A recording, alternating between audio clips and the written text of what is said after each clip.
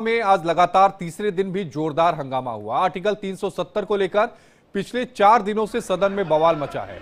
आज सदन की कार्रवाई शुरू होते ही हंगामा शुरू हो गया। अवामी इत्तेदार पार्टी के विधायक खुर्शीद अहमद शेख ने सदन में फिर 370 की बहाली से जुड़ा पोस्टर लहराने की कोशिश की। उससे पहले विपक्ष के नेताओं ने उन्हें रोक दिया। इस दौरान विधायकों के साथ जमकर धक्का मुक्की होने लगी। इस दौरान एक विधायक तो टेबल पर भी चढ़ गया। हंगामे को देखते हुए मार्शल तुरंत हरकत में आ गए और खुर्शीद अहमद को घसीटते हुए सदन से बाहर ले गए।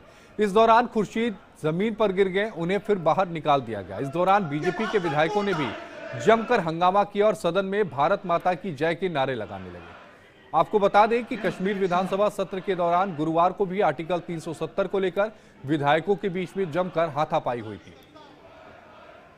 वहीं इस मामले को लेकर हमारे सहयोगी रमन सैनी ने बीजेपी नेता कविंदर गुप्ता से बात की है। उन्होंने क्या कुछ कहा है वो आपको सुनवाते हैं।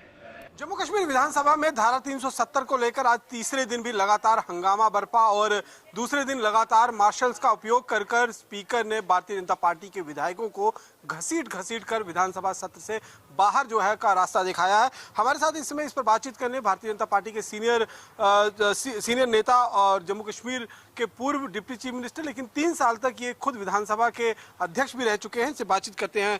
कविंदर जी, जिस तरीके से इस समय विधानसभा में हंगामा चल रहा है और स्पीकर का जो रोल है, आप खुद भी 3 साल तक स्पीकर रह चुके हैं, किस तरीके से देखते हैं स्पीकर के इस रोल को पूरे विधानसभा? ये स्पीकर साहब के रोल को पूरा भारत देख रहा है। उन्होंने जिस प्रकार से नेशनल कॉन्फ्रेंस का एक वर्कर बन करके, उनका एजेंट बन करके वहाँ पर जो काम किया है वो ठीक नहीं है। संसद में जो चीज़ें तय हो चुकी हैं, जो पास हो चुकी हैं, उसके बावजूद स्पीकर को भारत के संविधान की रक्षा करनी चाहिए, ना कि उसका मजाक उड़ाना चाहिए। इन लोगों ने यही किया है और ये इनको महंगा पड़ेगा। ये इन्होंने अच्छा नहीं किया। तो अभी अब इसका गतिरोध कहाँ देख रहे हैं? ये गतिरोध कहाँ जाकर खत्म होते हुए नजर आ रहा है आपको? देखिए, समझदारी से काम लिया होता तो ये गतिरोध होता ही नहीं। इस पर ठीक प्रकार से बात करके, चर्चा करके, जो बातों से ये समस्याओं का हल होता है, ना कि गुंडागर्दी से। भारतीय जनता पार्टी का क्या स्टैंड रहेगा इस पूरे? मिल बैठ करके चर्चा करेंगे, इसके आगे क्या निर्णय लेना है ये हम बताएंगे। साफ तौर पर स्पीकर का जो एक रवैया पूरे विधानसभा के अंदर रहा है, जिस तरीके से उन्होंने नेशनल कॉन्फ्रेंस के एक वर्कर के रूप में, एक विधायक के रूप में जो है वो अपनी मनमर्जी जो है वो विधानसभा के अंदर की है, इस पर को देखते हुए कविंदर गुप्ता जो जम्मू कश्मीर के पूर्व डिप्टी सीएम थे और लेकिन उससे पहले 3 साल तक जम्मू कश्मीर विधानसभा के अध्यक्ष यानी कि स्पीकर भी रह चुके हैं, इनका कहना है कि स्पीकर का काम होता है दोनों पक्षों को एक साथ लेकर चलना, दोनों पक्षों की बात सुनना। लेकिन यहाँ पर स्पीकर जो कर रहे हैं वो न केवल जम्मू कश्मीर के लोग बल्कि पूरे भारतवर्ष के लोग देख रहे हैं। कैमरा पर्सन सुनील के साथ रमन सैनी, इंडिया डेली, जम्मू।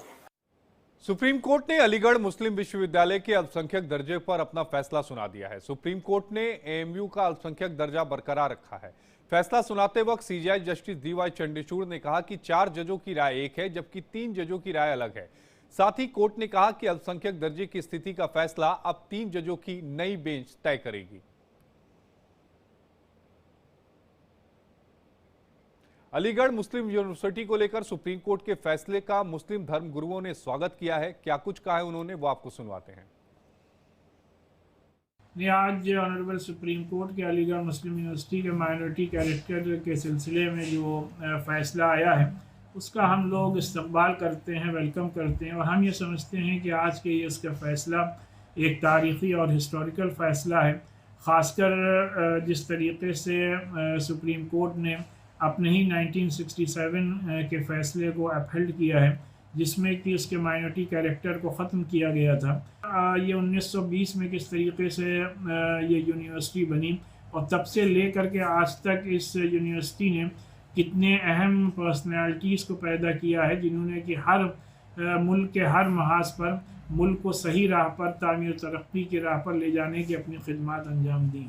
उन्होंने ये जो बुनियाद डाली थी इस यूनिवर्सिटी की, वो सिर्फ़ और सिर्फ इसलिए डाली थी कि अब से पहले मुसलमान सिर्फ मदरसों में पढ़ते थे, स्कूल कॉलेजेस का रुझान नहीं था।